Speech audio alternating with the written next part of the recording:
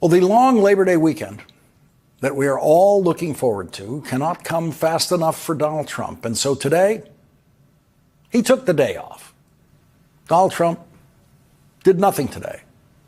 He wasn't publicly seen anywhere today, perhaps because his 79-year-old swollen ankles are bothering him, or maybe he just couldn't really walk or stand up very long today, something like that. Who knows? We don't know. Maybe he couldn't speak coherently today. Maybe it was one of those days. Actually, we do know about that. Donald Trump has never had a single day in his life as a politician when he could speak coherently about anything. That is a cognitive test that Donald Trump began publicly failing 14 years ago at age 65 in 2011 when he started lying about President Obama's birth certificate. The only thing on Donald Trump's public schedule today, which is to say the schedule that was made public, was a 4 p.m. thing in the Oval Office. So Donald Trump's workday was officially scheduled to begin at 4 p.m. today. And it was scheduled to last for only a few minutes, because the event on Donald Trump's schedule at 4 p.m. today was the swearing in of the Trump ambassador to the European Union, who is, of course, an unqualified rich guy who used to run fast food chains. At 4 p.m., a 4 p.m. start to the workday is something you might schedule for a 79-year-old still recovering from jet lag after crossing 4 time zones back and forth to Alaska on Friday, after Donald Trump spent the week last week saying publicly that he thought he was going to Russia.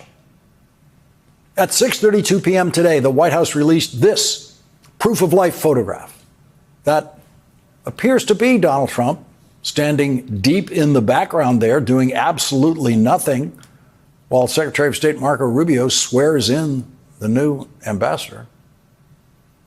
And so we have no evidence today that Donald Trump was even capable of speaking. The Vice President of the United States got a speaking role today in the Trump presidency, but he had to share his speaking role with a member of the cabinet, which is not so unusual. There have been some events in the past where a vice president speaks and the Secretary of Defense speaks, with the vice president, of course, getting to speak the longest. But in their opening remarks today, the vice president and the Secretary of Defense had to share microphone time with someone with a job title who has never been given a speaking role in any previous presidency, a deputy White House chief of staff. In the history of that job title, no deputy White House chief of staff has ever had a speaking role at a public event where the vice president was speaking. But today, Donald Trump humiliated his vice president by pulling the puppet strings and making sure that his deputy White House chief of staff, Stephen Miller, spoke longer than the vice president did in their opening remarks when they all made a clownish visit to Union Station in Washington, D.C., the iconic Amtrak railroad station through whose glass doors Jimmy Stewart first saw the Capitol Dome when he arrived in Washington in Frank Capra's classic film, Mr. Smith Goes to Washington.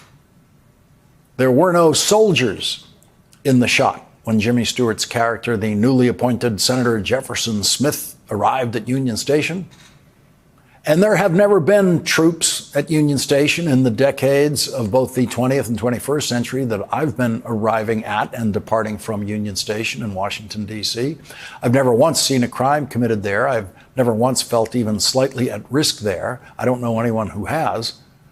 Before jet travel, most United States senators arrived in Washington at Union Station and departed from Washington at Union Station. One United States senator whose career crossed from the 20th century into the 21st century passed through Union Station to and from work every Senate workday of his 36-year career as a senator.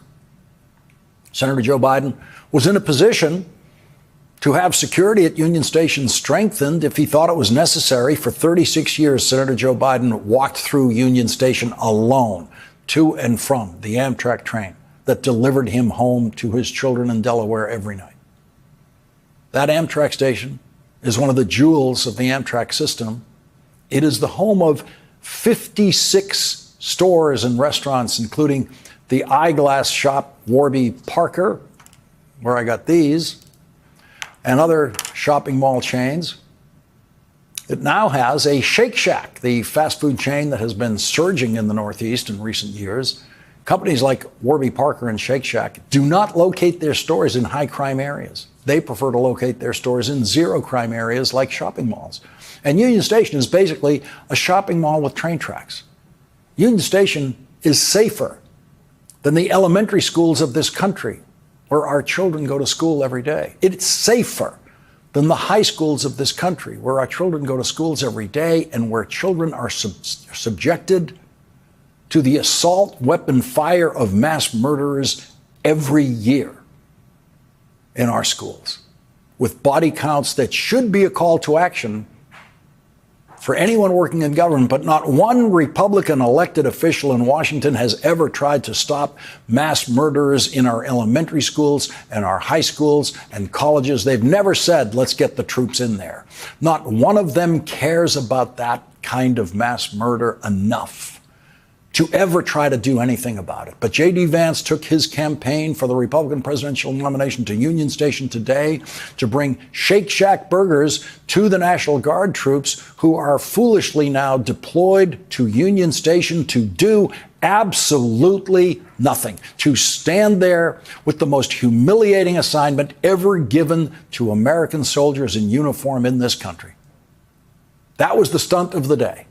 That was today's attempt to distract from the Epstein files and how many times and in what ways Donald Trump's name appears in the Epstein files. Donald Trump's Attorney General promised to release the Epstein files before she went to the White House to tell Donald Trump how many times his name appears in the Epstein files and in what ways his name appears in the Epstein files. And then suddenly the Attorney General and the Trump FBI director changed their minds about releasing the Epstein files. Last night on this program, Congressman Robert Garcia made news by revealing that in the secret testimony Monday to the House Oversight Committee, former Trump Attorney General William Barr said it is fully within the power of the current Attorney General to release every word of the Epstein files. He indicated that the current Attorney General, Pam Bondi, has it within her power to release those files right now. And so we're once again saying she should release the entire files. And this idea that she's going to roll out some of it on Friday and then continue this kind of planned stage rollout is not acceptable. And today, a federal judge pointed to the Epstein files when the judge rejected the Trump Justice Department request to release the grand jury transcripts in the investigation of Jeffrey Epstein. The judge made it clear that the grand jury transcripts do not include any witnesses other than an FBI agent who summarized the information that they had obtained from witnesses and documents in their investigation of the case. That was enough to get an indictment of Jeffrey Epstein for his sex trafficking and raping children. Today, in his decision, Judge Richard Berman wrote, a significant and compelling reason to reject the government's position in this litigation is that the government has already undertaken a comprehensive investigation into the Epstein case and, not surprisingly, has assembled a trove of Epstein documents, interviews, and exhibits, and the government committed that it would share its Epstein investigation materials with the public. The government's 100,000 pages of Epstein files and materials dwarf the 70-odd pages of Epstein grand jury materials. The government is the logical party to make comprehensive disclosure to the public of the Epstein files. By comparison, the grand jury motion appears to be a diversion from the breadth and scope of the Epstein files in the government's possession. And so there is a federal judge saying in writing today that the legal maneuver that Donald Trump personally announced on social media of asking for the release of the grand jury testimony was nothing but, in the judge's words, a diversion from the breadth and scope of the Epstein files. That's what we said it was on this program the night Donald Trump said that they should release the grand jury transcripts. We said that was just a Trump diversion. Tonight, a federal judge has found that Donald Trump and his attorney general were just playing their diversion game by asking for the grand jury transcripts. That is exactly how we labeled that request for the grand jury transcripts that very night when Donald Trump announced it. The judge wrote, in February 2025, the government, as noted, was prepared to release their Epstein files to the public. But then on July 6, 2025, the government announced it would not make the files available to the public. The information contained in the Epstein grand jury transcripts pales in comparison to the Epstein investigation information and materials in the hands of the Department of Justice. The judge wrote about something that Donald Trump and the Attorney General obviously care nothing about, because the Justice Department made no effort to even consult with Jeffrey Epstein's victims before requesting the release of the grand jury transcripts. And it is required by law that they consult with those victims before asking to release the grand jury transcripts. And Donald Trump's Justice Department did not do that. The judge wrote, there is another compelling reason not to unseal the Epstein grand jury materials at this time, namely possible threats to victims' safety and privacy. The court received a very compelling letter dated August 5th, 2025, from 3 leading victims' rights attorneys who have stated any disclosure of grand jury material, especially material that could expose or help identify victims in any way, directly affects the fairness, privacy, conferral, and protection. What we just saw from Donald Trump wasn't a typical speech. It was an uneven and unfocused appearance that highlighted moments of confusion, including an awkward exchange with his own vice president and a series of official events where he appeared disengaged. This is someone expected to hold one of the most demanding leadership roles in the world, yet he continues to struggle through policy remarks, mix up basic information, and stand uncertain during public ceremonies while staff work to keep things on track. And while some media outlets attempt to frame these moments as routine, the reality is clear. This isn't normal leadership, and it reflects a presidency showing signs of strain. At the same time, the legal pressure surrounding the Epstein case intensified. A federal judge, not a commentator,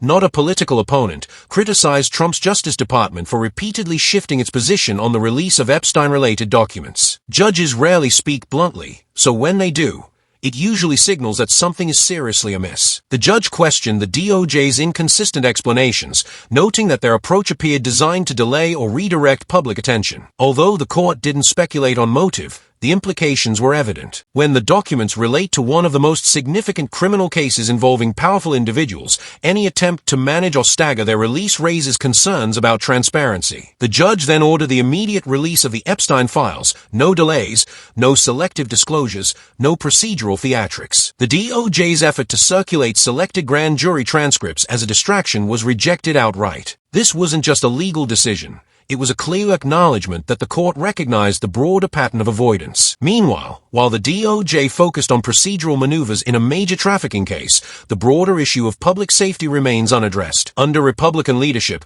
many American elementary schools now face higher statistical risks of violence than busy commercial areas such as Union Station, an indoor mall with shops and restaurants that typically avoid high crime zones. Children regularly participate in active shooter drills, yet not a single Republican member of Congress has introduced a comprehensive, evidence-based plan to reduce the risk of mass violence in schools. Instead, they continue to offer condolences while maintaining a legislative schedule filled with recesses. This creates a consistent pattern.